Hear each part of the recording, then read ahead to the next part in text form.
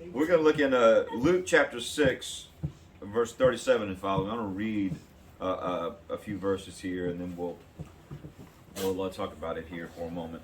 Luke 6:37 and following. You know this passage pretty well. This is from the English Standard Version. It says this: "Judge not, and you will not be judged. Condemn not, and you will not be condemned. Forgive, and you will be forgiven. Give, and it will be given to you. Good measure, pressed down, shaken together, running over, will be poured into your lap. The measure you use will be measured back to you." He also told them a parable: "Can a blind man lead a blind man? Will they not both fall into a pit? A disciple is not above his teacher, but everyone, when he is fully trained, will be like his teacher.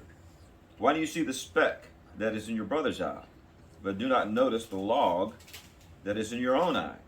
How can you say to your brother, 'Brother, let me take out the speck that is in your eye,' when you yourself do not see the log that is in your eye? You hypocrite, first take the log out of your own eye, and then you will see clearly to take out the speck that is in your brother's eye." Powerful verse, and I've been thinking about it and praying on it, and Lord's speaking to me the last few days. But in this past year, I don't know if you have noticed, but I have noticed a two-word phrase over and over again that I really haven't heard before this past year. You know, all in my 50 years, it's not been in my purview or my vocabulary settings. It's systemic racism. That's just something that I've noticed and heard more of this past year. You know, everything that happened last year across the country with riots and things like that. This word kept coming up: systemic racism, and I actually had to look it up. But it's a saying there's a deep underlying embedment through laws and regulations within society of racism. It's also known as institutional racism. And so the more I looked into it, and you know, it's true. There is a systemic racism issue in this country, and it's probably not just in this country. It's probably something that's around the world. But I don't want to really speak on that specifically, but other than what it is or what it looks like.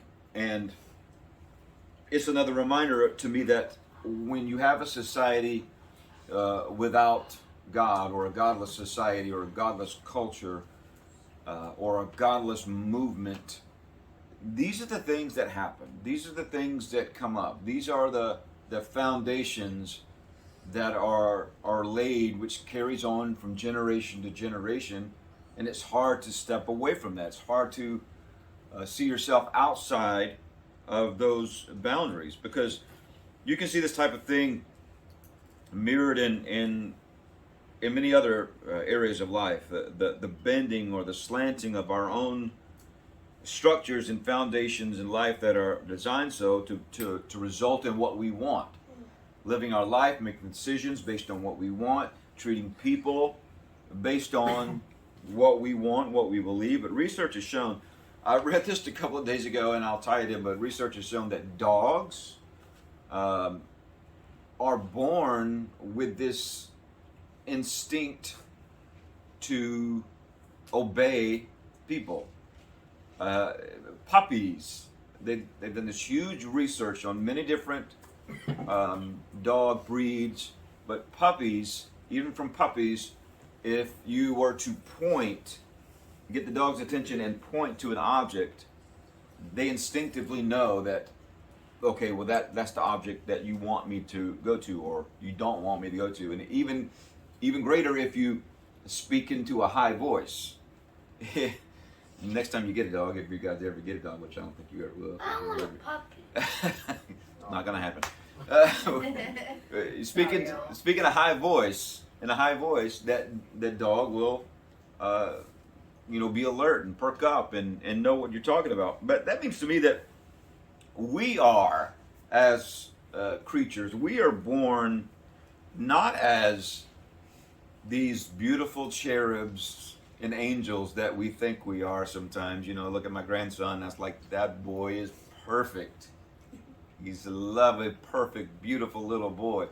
But he's not 100% cherub. You know what I'm talking about? He's got this. He's born like we all are. We're born with this framework of thinking that will be fed upon in the environment that we live in, and by the people who bring us up. But the idea of a systemic racism or an institutionalized prejudice is not new to us. It's a concept that's been around as old as history. It's in the church. It's in the days of Christ. It's everywhere people are. So it's not, I'm not talking about a black and white thing. It's not just a black and white thing. It's a me versus you thing. It's a mine versus better than your thing. It's been a male and a female thing. It's been a country versus country thing. It's always been a thing. And then Jesus shows up. It's as old as history, old as man, and then Jesus shows up, and Jesus confronts and challenges every man, every society, every architecture of legislation and rules, every structure. Jesus comes and challenges it. And he doesn't do so from the top down. He doesn't challenge society from the top down. He does so from the bottom up. Jesus doesn't go to kings and rulers and authorities. Jesus goes to the poor, to the blind, to the deaf, to the tax collectors, to the hated, to the prostitutes. He goes from the bottom up, and he changes things, and he challenges people, and that whole word of mouth gospel. He was born in an era. There was no social media. There was no mass communication. But the word of Jesus spread like fire because of the power of God Almighty. So the people in Jesus' day, they were looking, the Jewish people, they were waiting for a Messiah.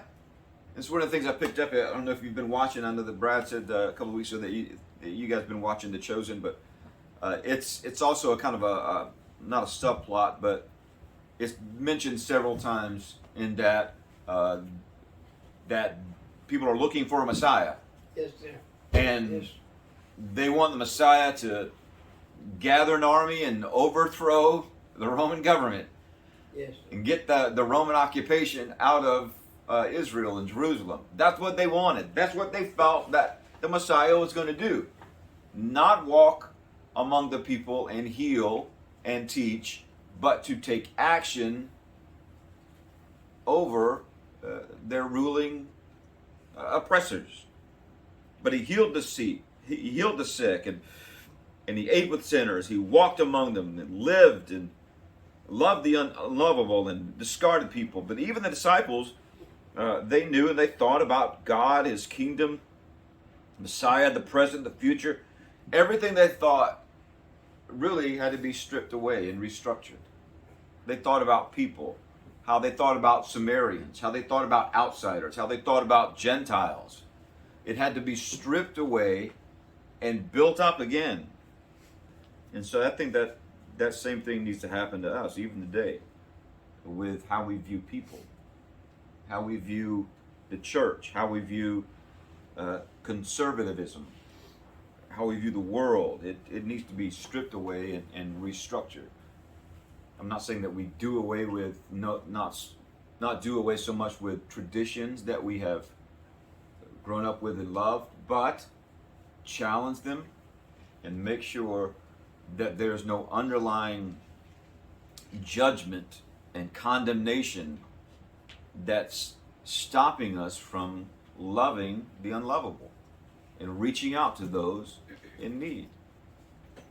This systemic type of idea, it's embedded in all of us, and even in me, because I have these thoughts, when I might see someone on the street, my first reaction, someone begging, someone in need, my first reaction is usually they're trying to scam me. they don't need the money. That's my first reaction, instead of my first reaction being one of love and compassion and grace and mercy. So I feel that I need to be challenged, and I need to look within and make sure that I'm following the heart of God and not judging and not condemning, but forgiving and giving. It's interesting, before I keep going, it's interesting in this. Luke 6:37-38. When he says, judge not, and you will not be judged. Condemn not, and you will not be condemned. The understanding of those verbs, which is you will not be judged, you will not be condemned, those are subjunctive, which is the possibility and potential. We could even say it this way: judge not, and you may not be judged. Condemn not, and you might not be condemned. It's not 100%. I mean, you're probably going to be judged. You might be judged. But that doesn't give you room to judge and condemn people. But the definite is this: forgive, and you will be forgiven. That is not subjunctive. That is not forgive, and you might be forgiven. No. It is forgive, and you definitely will be forgiven. That's a positive. That is a positive. It is give, and you definitely will be given to. Thank you, Lord. Isn't that interesting? Yes, it is. Because we as believers, we're going to be judged by the world. We're going to be condemned by the world. We're going to be tossed aside by the world. But does that make a difference in our faith? Absolutely not. But if we forgive, Christ gives us this promise: you will be forgiven. If we give, there's no limit on that. No. You will be given to. Yes, you will. And so we have to be challenged by our own way of thought. And out of the problems that we face as a nation, as a church, as a society, is that we have too much value in what we think and what we want, more even than what Christ would have of us. For here's what I find sometimes: I don't want to see the church doing this and labeled as this, but it seems that could be the possibility. For we are sawdust pickers and speck spotters. We like to see the sawdust and the specks and other people and forget about the logs in our own eye. Thank We are a people, I'm talking about a people, church and as a nation, which we are in the church and we are in the nation, so we have responsibility for both. We are a people who will take a picture of the tag of the car of someone who pulled in front of us and cut us off and then post it on social media to try to get back at them. What is that? you. We are a people who have maligned and a perfectly good name like Karen, all because some middle-aged older white woman has complained about a situation, and we've got it on social media, and the stereotype has grown. And there's a lot of good Karens out there. Yes, sir. So stop messing with the name Karen. Is that a whole judgmental and condemning attitude? It's just got to change. It's got to stop. We are people who will talk bad and think bad about those who will not give us the proper respect or courtesy that our entitlement allows. If someone is rude to us, we think, how dare they be rude to us? You know what? We have no entitlement. Nothing is set in ours. It's ours. You're going to be rude to us? Fine. That doesn't mean I'm going to be rude to you. You're going to mistreat me? That's fine. I'm going to love you. We've got to challenge that. We are people who would rather divide our country over politics, over leaders, and over parties rather than serve one another in love. And I hate it that the idea, and I know that I'm not blaming you or blaming us, but I hate it when you read in for the past year just in headlines, or the sentiment that's coming from the nation is that the church is the enemy because they are drawing lines. You know, if we want to be labeled the enemies because we are loving people, so be it. Yes. But if we are labeled the enemy because we are drawing lines and pointing fingers and judging people and saying that you are wrong, that I don't know if that's biblical or not. I don't think it is. Thank you, Lord. Because last week when we talked about barbarians and Greeks, and I said that we're probably the barbarians based on where we live and where we function and where we grew up in that category. Well, think about this. We like to put ourselves and think, who are we in the story of Jesus? Are we one of the disciples? Probably not. We would most likely be, as a church in America, be labeled the Pharisees or the Sadducees, the hypocrites. I hope not. But most likely. Just because of how we live our lives and as a group and as a people, how we draw lines of judgment and condemnation. It's a tough one, but it's a call to change. It's a call to wake up. It's a call to shake up. It's a call to humble ourselves. It's a call to love one another. It's a call to be the people of God and not the people of this world. Thank you, Lord. This passage, powerful passage again. Judge not, and you might not be judged. You'll probably not be judged. Condemn not. There's a chance that you will not be condemned. Forgive. Here's the definite. You will be forgiven. Give, and it will definitely be given to you. Thank you. And here's how it will be given to you. And this is not talking about money. This is not talking about possessions. It's talking about mercy and love and compassion and grace. Thank you. And here's how it will be given to you. With a good measure, pressed down, shaken together, running over, it's going to be poured into your lap. Powerful, powerful. For with the measure you use, it will be measured back to you. Yes, Lord. Think about how people have treated me, or people love me, or people give mercy and compassion to me. Is it in small amount because I have given in such small amount? May it not be. But as I give in good measure, in abundance, love, no judgment, no condemnation, if I give in forgiveness, even though someone has done me wrong, 70 times 7, yes, more than that, forgive. May I get it back. Good measure, pressed down, shaken together, running over, and poured into my lap. Thank you, Lord. With the measure that I love, it's going to come back to me. With the measure that I give, it's going to come back to me. With Yes. the measure that I have compassion and mercy, it will come back to me. Thank The you. measure that I have grace, it will come back to me. Yes, Same Lord. thing to you. Thank you, Lord. Let it be. Let it Thank be. you.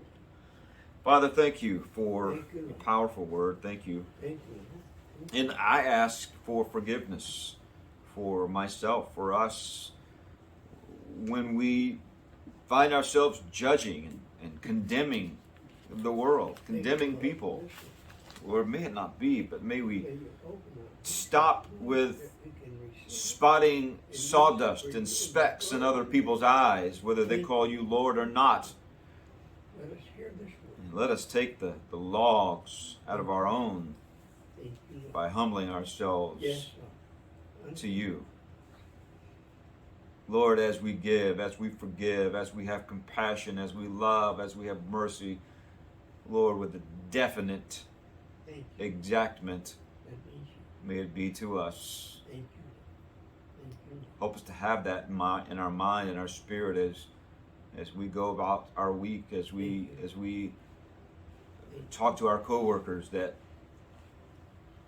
and they challenge us. They challenge our patience. Yes, sir. When we meet challenges at work or with our families that bring us to the edge sometime, Lord, fill us with your peace and your spirit, and let us give as you have given us. So much generous love and mercy you have given us, and we thank you for it, and we give it in that same amount, because it's not out of our strength, it's out of your spirit that we give. We humbly serve you, we serve you in your people, and we ask, Lord, all our actions and our behavior and our words would shine a light on you. Yes, sir. As King and Lord. Thank you. It's in your name, Jesus. Thank you, Lord. Amen. Thank you, Lord. Thank you, Lord.